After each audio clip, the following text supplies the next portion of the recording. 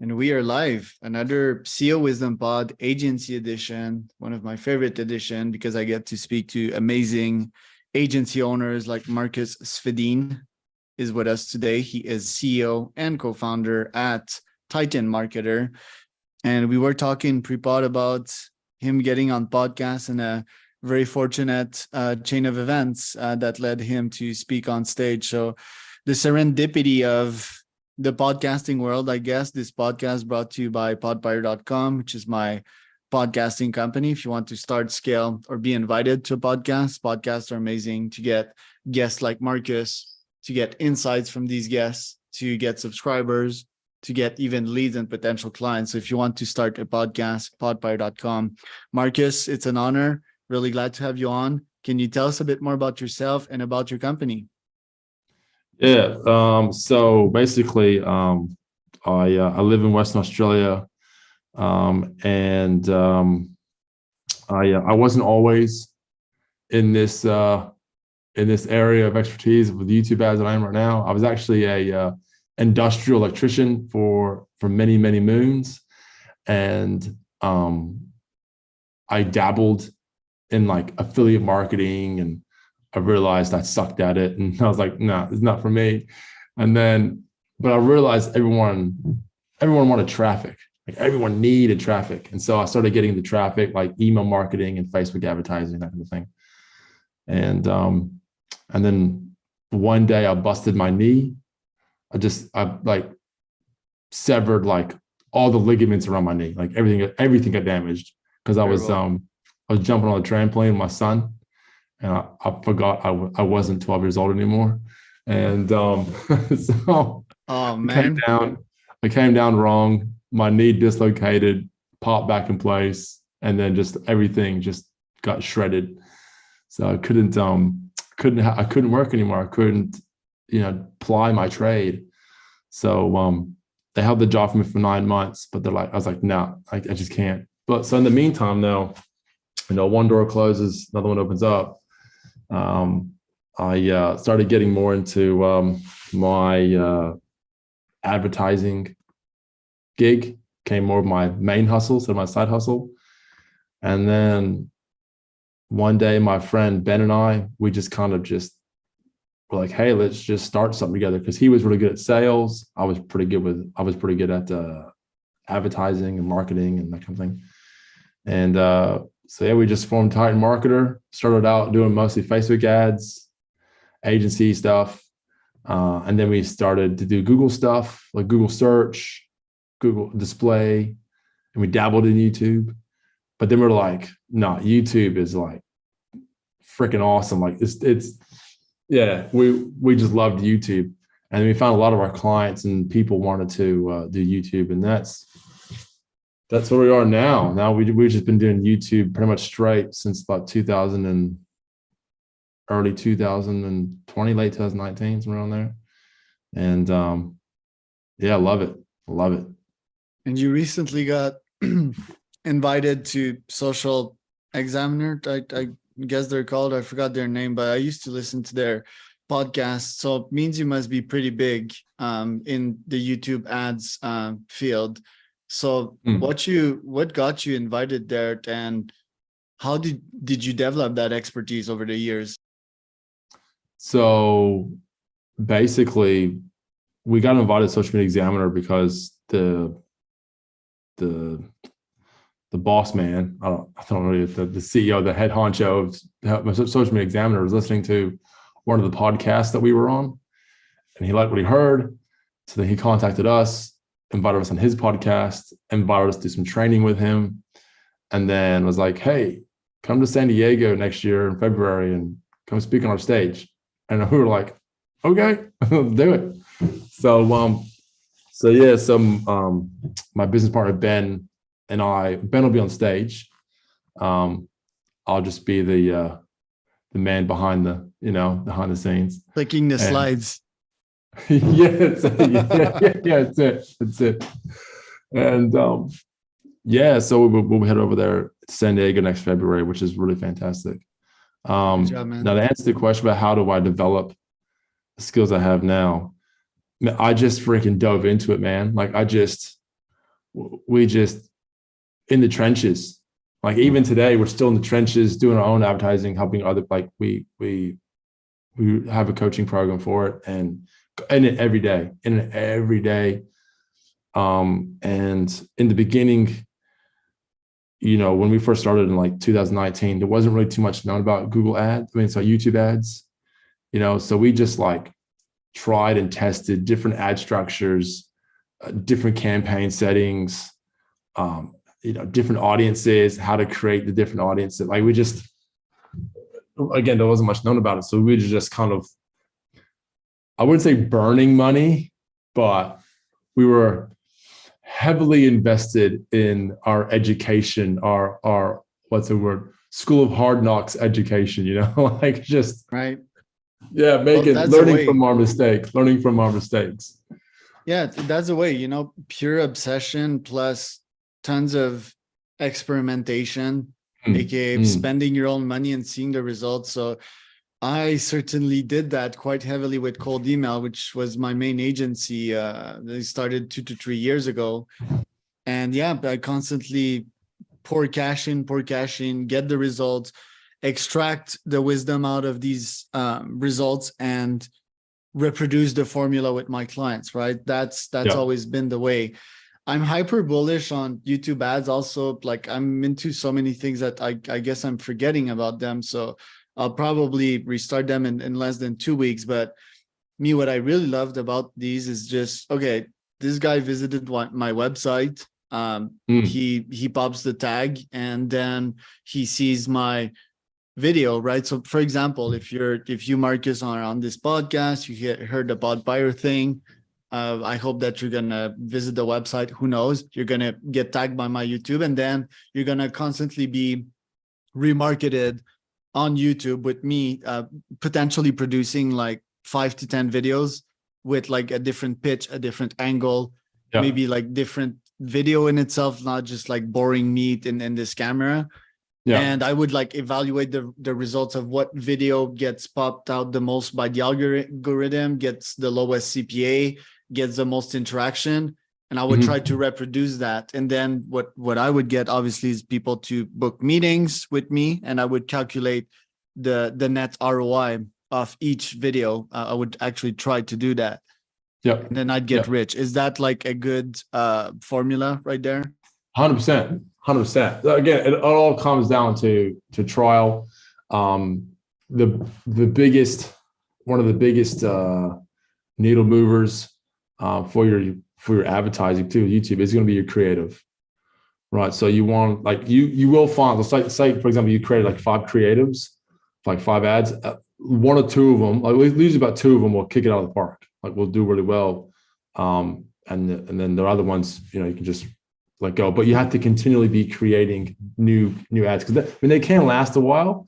So you can have ads that run for a long time. Like we have some solar students and some other importing, exporting students who do coaching for importing, exporting. They've been running the same ads for like 4 or 5 months, and they're just popping out. But yeah, a good creative can go a long way, but you have to experiment with different hooks and different messages, and as you said, different angles. So, but yeah, not for sure. Remarketing is obviously, I mean, you talk about remarketing there, it's probably one of the most underutilized forms of advertising on the planet. Like hardly anyone does it, but can be one of the most lucrative types of advertising, and one of the easiest forms of advertising you could ever do. Yeah, I really need to get on it. That's my next stage. Although I feel that I'm nowhere near maxing out cold email on my side. I feel there's so much more that cold email has to offer, which is direct response. But I do believe that this is a different and complementary field of people seeing my ads every now and then, and not just like first contact and hoping that I get in their memories.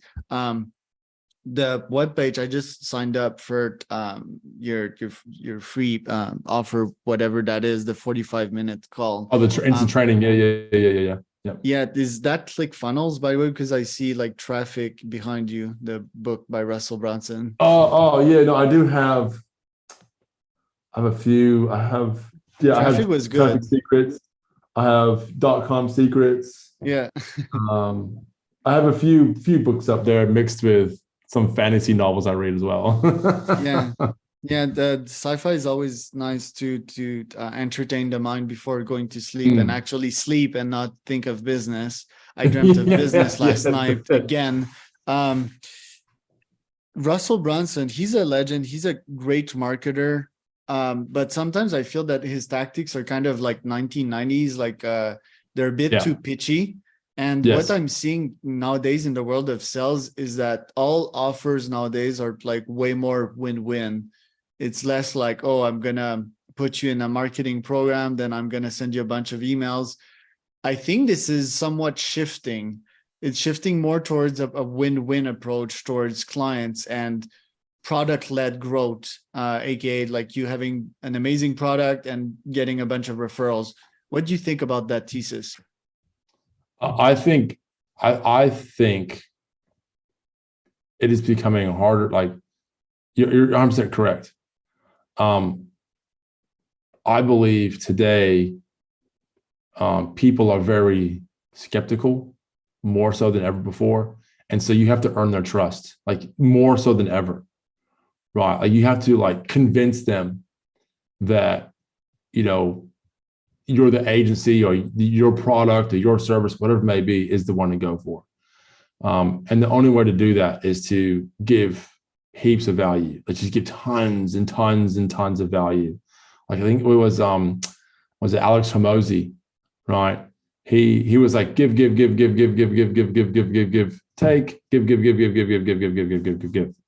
Right. And he's 100% correct. You know, and so yeah, I think Russell Brunson is very, late 90s, early 2000s type sales tactics. But no, people, you need to be, otherwise people aren't convinced. They're not convinced, and you can tell when they're not convinced when they jump on a call with you and they seem all keen, but then they ghost you afterwards. Never hear from them again. It's happened a few times, well, more than a few times, it happened plenty of times to me. But it's all about value. It's all about building that relationship of trust. And that takes time. But then once you get some killer results for people, they'll tell their friends. And then it just starts to snowball after that. So In agencies are notoriously known for having high churn rates. How can we build a product that, I call it hyper hook the client, but they can't do without us, How can we build a product that's so good that adds so much value that the churn rate goes to the classic 7%, which is found in the SaaS world?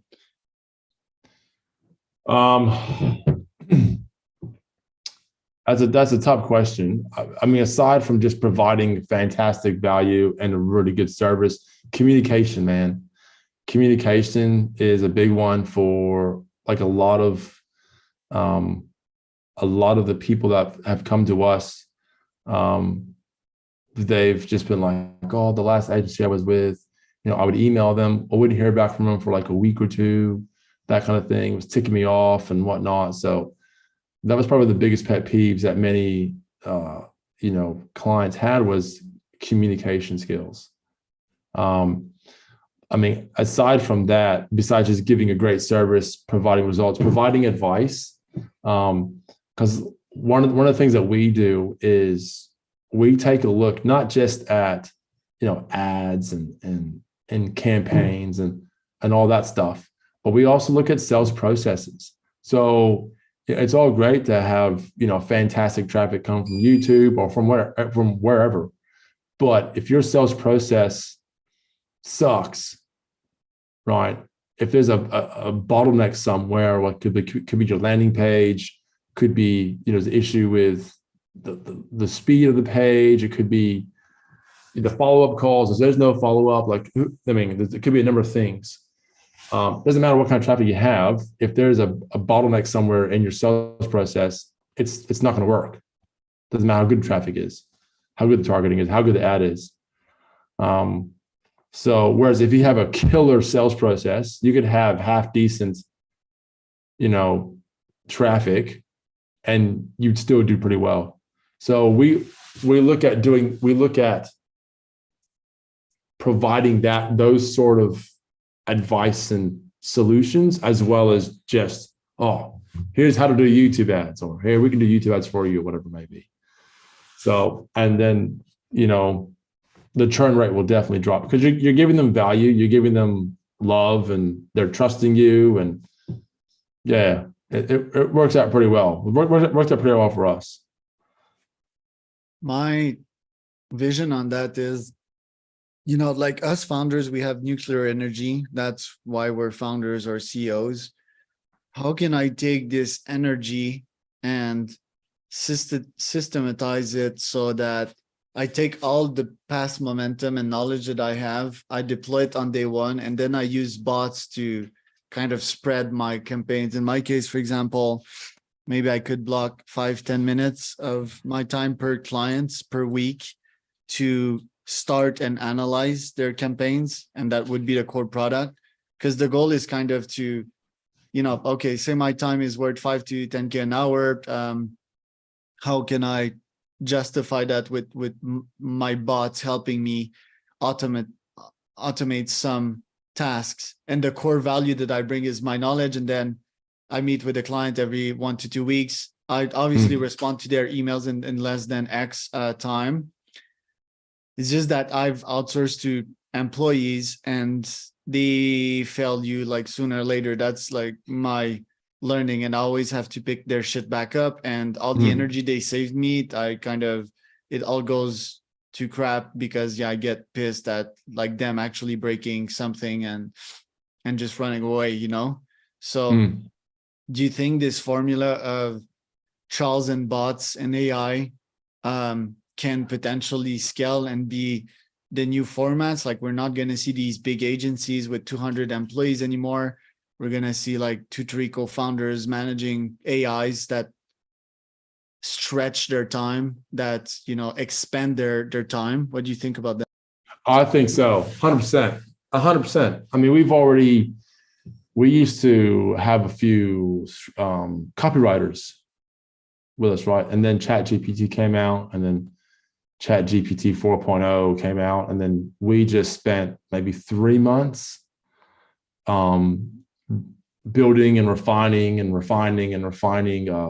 process of pumping out, really good YouTube scripts using ChatGPT in like 5 seconds, So, and that's just with copywriters, So I believe eventually at some stage, you're just going to be able to go to some software, some AI software or whatever, and say, basically, build me, this is my offer, these are my audiences, this is my avatar, build me a marketing campaign on YouTube utilizing ads, utilizing YouTube ads, and then boom, it's going to spit out your copy. It's going to spit out how to build the campaigns. It could even build the campaigns for you, like I think the potential for AI to save a lot of time for owners and whatnot it's going to be huge in the future. When that happens, I have no idea. I mean, it could be, I don't know. Technology's going so fast these days. Like, it could be a couple of years from now. Who knows? But the thing is, it's who controls that? Who's going to control that AI? I think it's already there. Just like how to find it, and you want to invest your time as a CEO digging and nerding out on stuff that might give you headaches, And if there would be a hoop, that YouTube obviously came to my mind, Google, although Google's AI is pretty, they're facing lots of trouble.